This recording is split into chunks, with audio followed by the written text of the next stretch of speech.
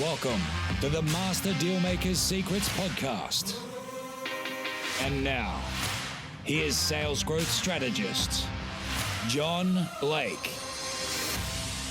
Welcome to Master Dealmaker's Secrets. I'm John Blake. This is episode 129, and today we're going to be talking about the sales and influence continuum.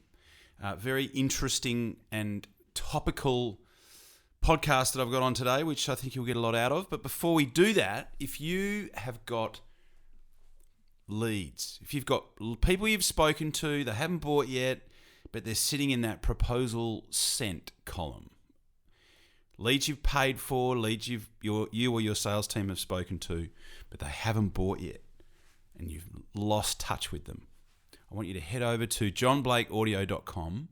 And what you'll find there is a complete training on how you can convert double the amount of those leads that aren't converting right now into paying clients simply through following them up. This is the biggest hole in the conversion bucket that I see. It is leverage point number 7 of the 7 leverage points that I work with businesses on when I work with them. And if you can get this right, it can be worth hundreds of thousands, if not millions of dollars to you in the short term, and most certainly millions of dollars to you in the long term if you can get consistent with it. And the system that you're going to download at johnblakeaudio.com is going to allow you to put that into place. It is at johnblakeaudio.com.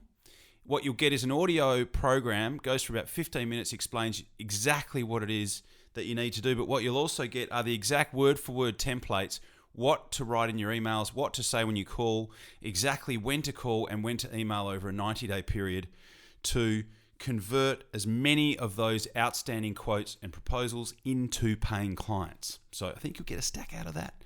Well worth the effort. The best thing about it is that you will, once you know it, you can teach it to someone else, which means that you don't have to do it. You could teach it to someone that don't necessarily have to have any experience whatsoever in sales, and they will get a good result, and it'll be consistent as long as you are consistent with it.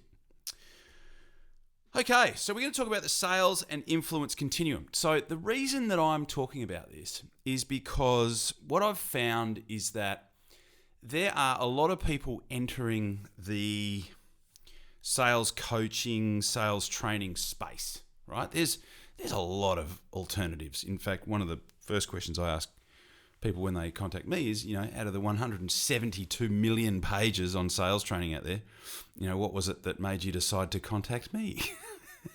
Right?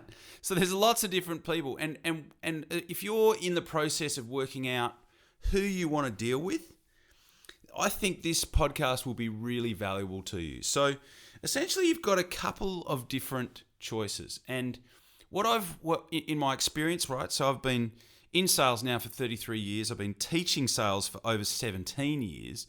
So I've been teaching salespeople, coaching, training salespeople for over 17 years.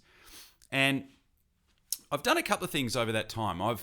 I have read, consumed, watched on video, listened to on audio, all of the best sales training courses out there. I've made it my business to be ultimately aware of everything that's out there around sales and persuasion and influence.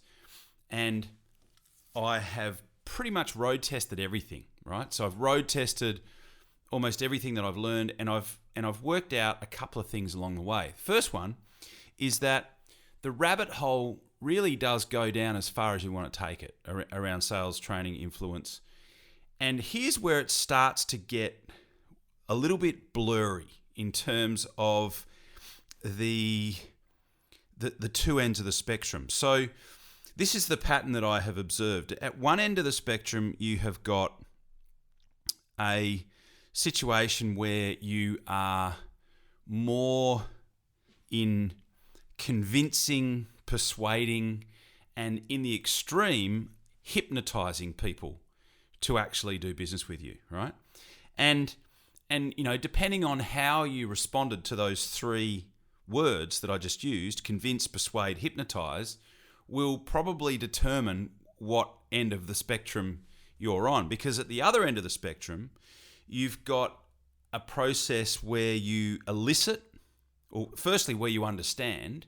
Okay, so understanding a person's situation is a given, and then you are eliciting what is inside, and then you are facilitating a process of change for that particular person.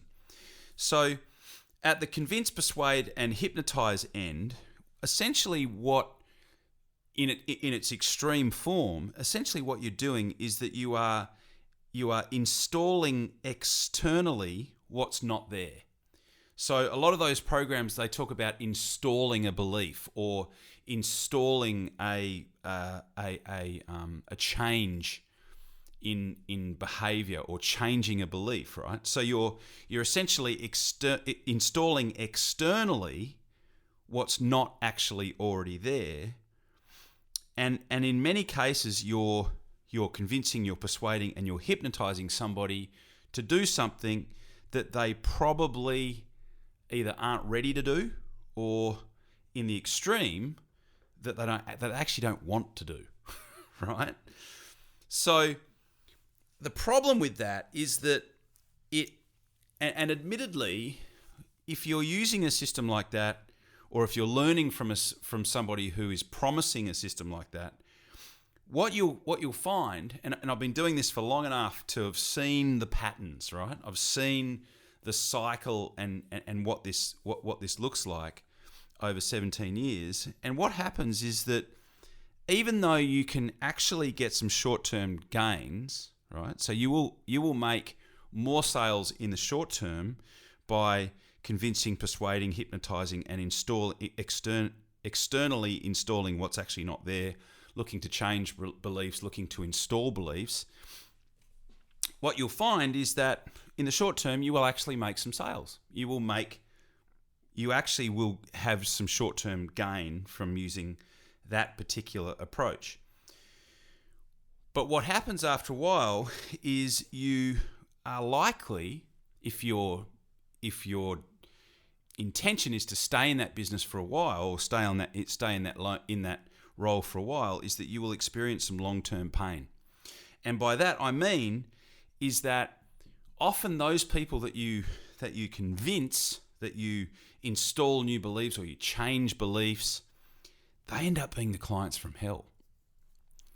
Because there's this old saying, somebody convinced against their will is of the same opinion still. And what will also happen is that they are very unlikely to refer any business to you, because they will be reluctant to put anybody that they care about through the same trauma that they went through to become one of your clients. And ultimately what that means is that you end up with a bad reputation. And so long term, it means it ends up meaning that you find it very hard to sustain a business like that, where there has been people who have come on board with you under questionable circumstances, right? So that's at one extreme of the continuum, of the sales and influence continuum. At the other end of the continuum, you've got, as I said, where you are understanding, where you are eliciting, and where you are facilitating something internally. You are activating what's already there, and you are facilitating a situation where they move toward something that they actually want to do. Or alternatively, you are helping them to move away from a situation that they are no longer happy with. But you are activating something internally that they already want to do. You're not changing a belief. You're helping and facilitating somebody to move in a direction that they already want to move into. And essentially what that gives you, it gives you loyal clients, because you are essentially helping them to get from A to B, and they probably need your help to do that. They will refer, because if you help somebody to get what it is that they want, then they will feel good about that, and they will refer clients to you. It will be good for your long-term brand awareness, recognition, and loyalty. So people exist at different level. There's the two extremes which I've just described, but people will exist at different places along that continuum. And obviously, because there's a lot of people teaching this stuff, there's a lot of people who are learning this stuff. And sometimes people will, teachers will learn what they think is the right thing, and they'll teach it to other people, and they won't teach it with the right intention, or they won't teach it with the right integrity. So, there are so many different people that you can learn from, and there are so many different opinions on this. It's almost something that I'm loath to talk about, because there are people that spend hours and hours on Twitter and in Facebook groups arguing about this sort of stuff. But all I'm really talking about here is what I have personally observed. And you know what? I've like I said, I've road tested this stuff. I've used the hypnotic stuff. I've used the persuasive stuff and the hypnotic stuff. And what it doesn't feel right. It certainly didn't feel right for me. But I'm more than happy to admit that I've made those mistakes and have fine-tuned the process that I teach, which essentially brings people that are already pointed in that direction along for the ride. So I hope this is useful, and I hope it's something that can save you some drama out in the marketplace. If you're, trying to learn from someone who's perhaps just a little bit too aggressive, a little bit too gung-ho, and what that might mean long term, especially if your intention is to be in business for the long haul. So I hope that helps. Thank you so much for listening, and I will look forward to speaking to you on the next podcast. Cheers. You've been listening to Master Dealmaker's Secrets with John Blake. Subscribe to get more in-depth strategies to maximize your sales process with new episodes every week. And double your inquiry to sale conversion with the lead flow you already have. Go to johnblakeaudio.com for his exclusive free no-fluff audio training and companion PDF guide.